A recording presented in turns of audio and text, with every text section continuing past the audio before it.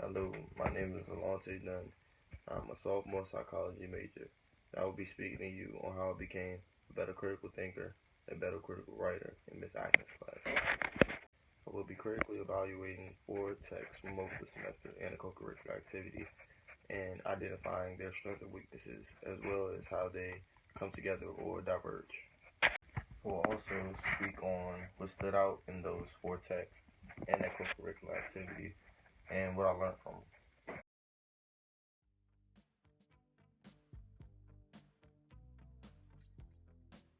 Lamont's shady first draft basically speaks on how we as writers can get over that hump and get down our thoughts in our first draft.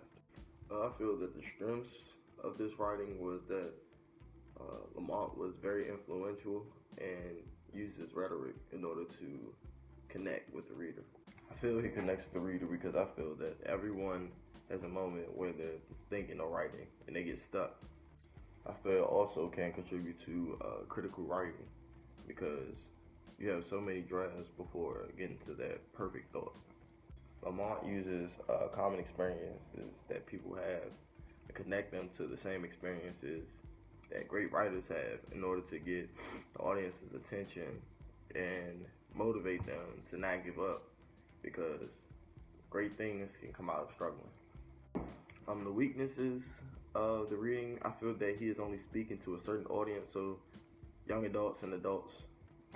I feel that he could have added more things or ways to connect with children because they also have times struggling when thinking about what to write.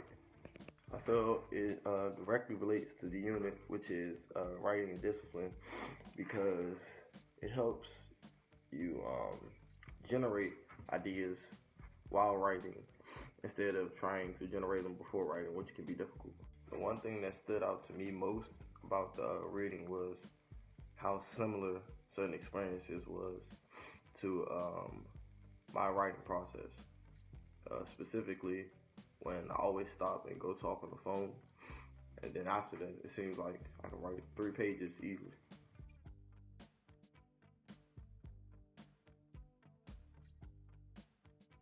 Rhetoric as a course of study speaks about exactly what rhetoric is, the different types of rhetoric, and how they are used. The strengths of this reading is that it influences educators and students to look at rhetoric as a way for liberal education and not as a decline or to dismiss. The reading also enables us to learn about what rhetoric actually is and the different types of rhetoric and how and when to use them in writing. It gives us the ability to learn how to be persuasive when writing and effective and how to use certain language when doing so. I feel that the audience can get lost in the reading at some points because there's so much information, and they can get lost in the different types of rhetoric and different definitions of rhetoric. Another weakness I feel is that a younger audience can get lost in the reading, and I think that they should also learn about rhetoric as soon as possible and before college. It relates to the unit of writing and discipline because it speaks on how to write using rhetoric in order to be persuasive and effective. One thing that stood out to me was on page 170, where it spoke on how rhetoric could be used as a weapon in a postmodern war against logic, science, and grammar. I feel like this could be false because rhetoric can be used or contribute to gaining more knowledge about grammar, logic, and science if used correctly. Rhetoric can be used as a tool for critical thinking. I feel that it can magnify your thoughts or your response in everyday discussions or even in speeches.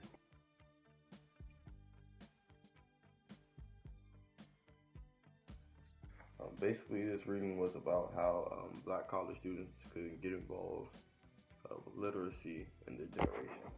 I feel the strengths of this reading is that first, that it gained the attention of black college students immediately because it directly related to students like us.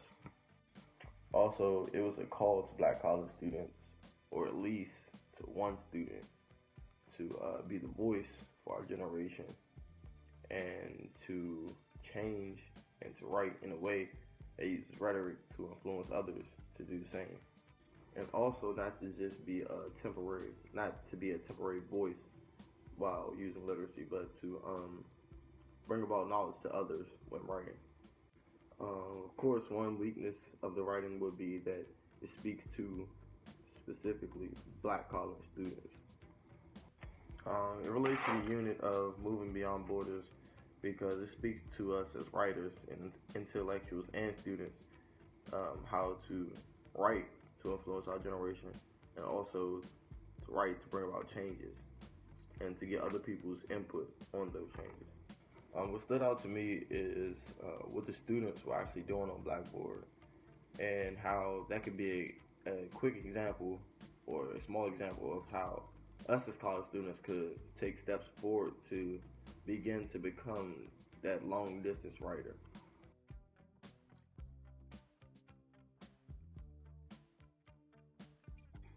The strength of this work is that it teaches us how to evaluate not only literacy but also speeches critically. I feel that one weakness it had was that it only spoke to college students and that others could only take certain parts of the reading that pertain to them. It speaks on how we need to be able to think and respond critically. It also speaks on how we need to think more critical writing as evaluating more than trashing someone else's work. One other strength it had was that we needed to question more of what we read for a better understanding rather than just letting it go. I felt that this piece could take the place of a reading throughout the semester because it could teach like what can happen in the English college class that could help students evaluate pieces. It could also relate to any of the units because it spoke specifically about critical thinking. It can also help teaching students on how to find BS throughout writing or in speeches and help let them know what not to pay attention to or not to be influenced by. What stood out to me most was how aggressive the teacher was and the goals she set out for her students. And it wasn't to just think critically throughout reading or in her class or college. It was to learn how to think critically throughout life.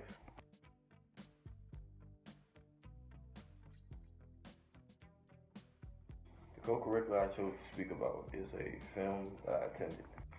The film I attended was about the Americana Massacre. Now, for those who don't know, the Americana Massacre was about South African miners that went on strike because they weren't getting paid their wages. One morning, after they were told the night before to leave where they were stationed at after a long journey, they were almost on their way to their destination. Policemen executed 34 miners, 34 strikers, and wounded many.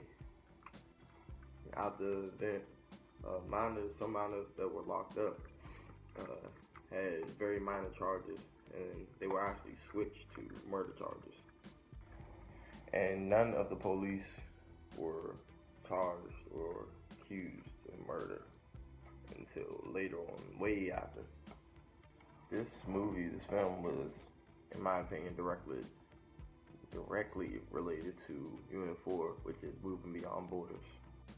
Throughout the film, there are some main activists that stepped up out of the minor group in order to represent them and in order to speak out for them to get what they wanted.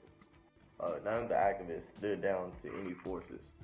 They actually all continued to fight for the group, no matter the threat. One main thing that stood out for me in the film was one activist that wore a green robe, and that's what he was known for.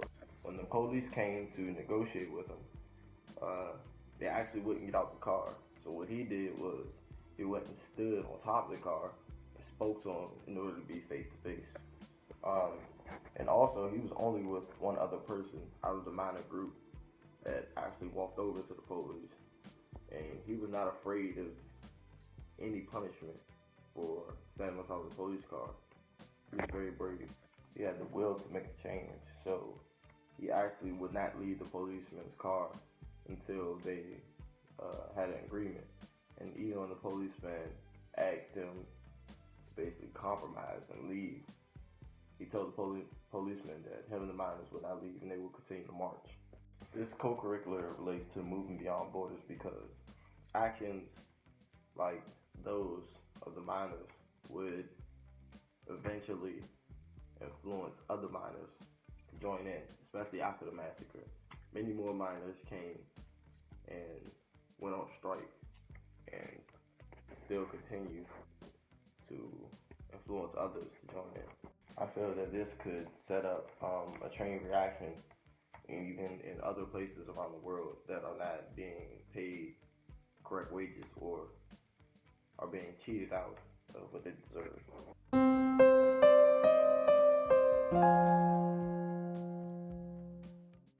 All of these readings come together and can represent the goal of this class. I feel like they all can contribute to how we as intellectuals should read, think, write, and in order to connect, influence, and educate our readers or our audience. They all have components that can contribute to each category. And each category taught me how to write in a certain way in order to connect to my audience. I feel that they converge together to tell us more about writing and thinking for our future and not just an educated setting. So it's more about being an intellectual in the world more than it is just in your class or in college. One thing I also learned in this class and throughout the readings was that there's not a certain way how you should speak or write. There's not a 100% correct way. There's just ways in our society in America that are looked at as the correct way. I say this because in different areas of the world, or even in America, there are areas where if you speak a certain way, you may influence or educate that audience. As, for instance, going somewhere else. So basically, like if you go to Compton, speaking a certain way may influence them as differently than as if you go to Beverly Hills.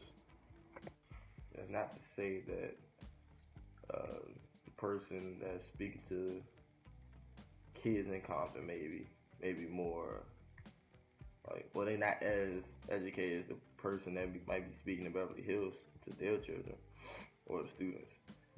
It's to say that the person in Compton may connect through different dialect or different rhetoric than the person in Beverly Hills. So I would say this class overall has helped me to be able to speak to different audiences and connect to different audiences through speaking a certain way or writing a certain way in order to gain influence over them or get them to connect with me. Classes also enable me to be able to educate others on things that they may not know of or never heard of. It enables me to speak to them more in a more precise and clear way. And all, I want to say thank you to Ms. Atkins for making me a better intellectual.